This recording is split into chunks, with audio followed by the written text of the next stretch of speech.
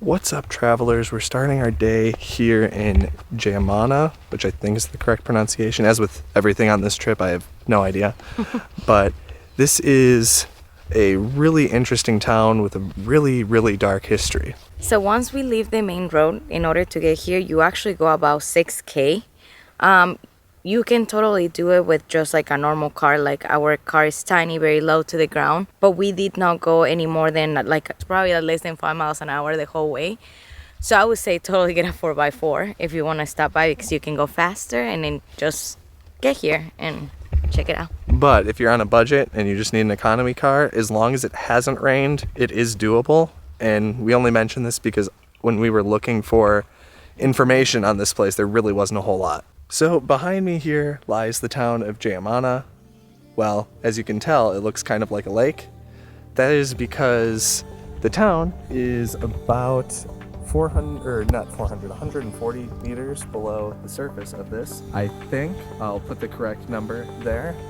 And the only part of the town still visible is the steeple of this church.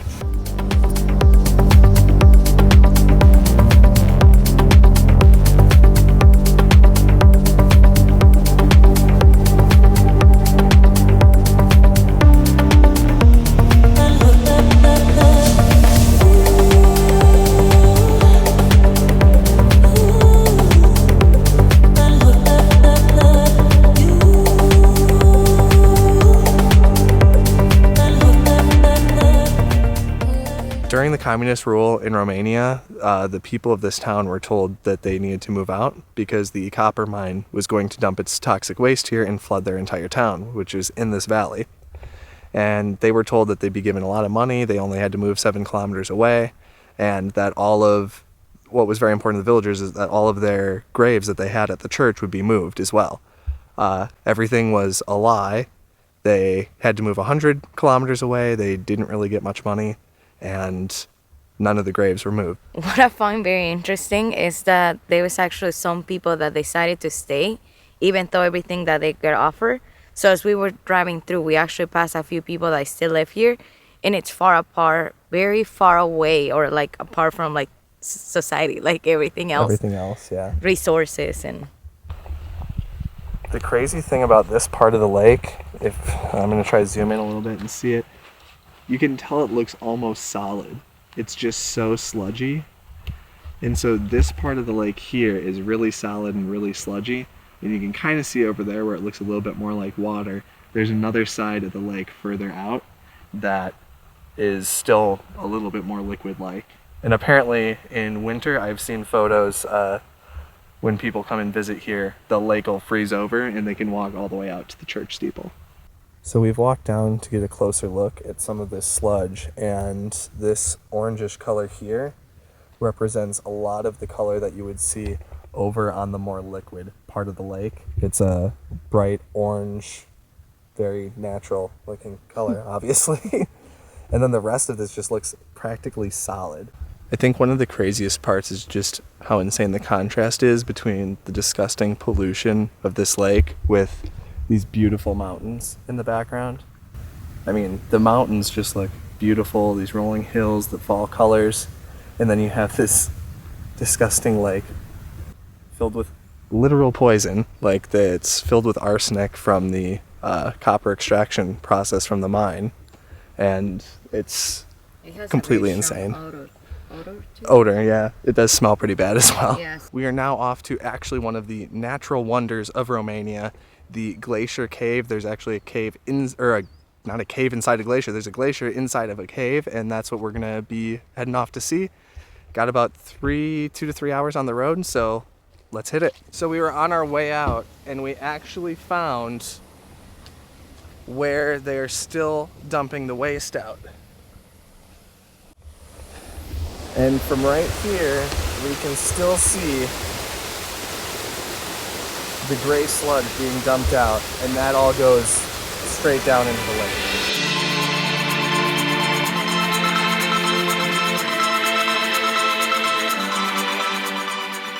So from an environmental disaster to an environmental wonder, we have just arrived at the glacier cave, and we're walking up to it now. We still trying to figure out find it. Yeah, we're still trying to figure out where to pay for parking or where to get in, because it said it was 5 lei to park, but there's been no place to pay.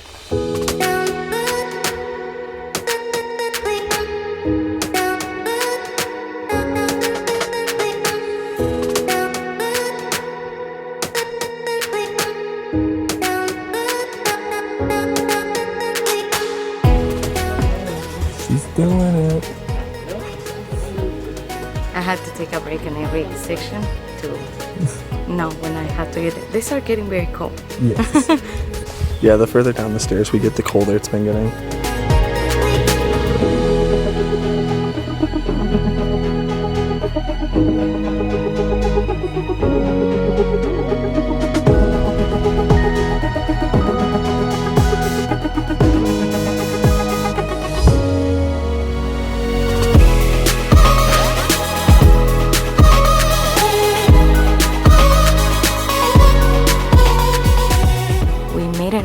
To the cave, like I guess we were in the cave or where all the ice is, and it's actually pretty cool. They have it light up where the color underneath changes, so it's like red, blues, and it's significantly colder than when we first walked in. I was expecting more ice, I think, but it's still pretty cool. So yeah, we finished up at the cave. It's more of like a fairly quick walkthrough, but a super cool stop. Awesome to see. And now we get to make it back up the fun stairs that Victoria was not looking forward to.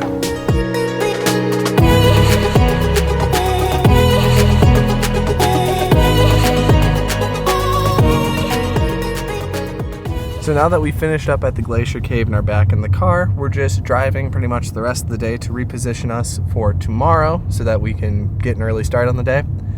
But luckily for us, we have some of the most beautiful driving, I think, of the trip so far, as we're more in a mountainous area now. So the views throughout this drive this afternoon should be fantastic.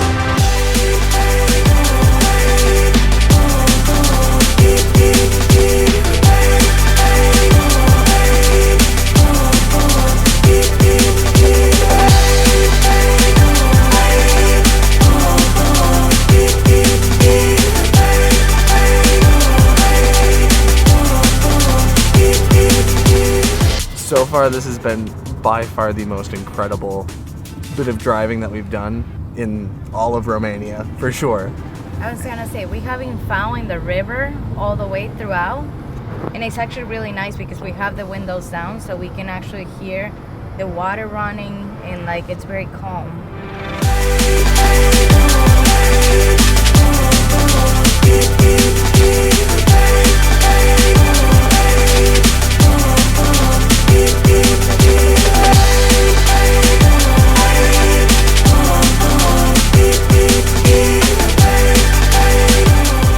We hope you enjoyed exploring a little bit of Romania with us today. If you'd like to see all of our Romania content, check out this playlist right here.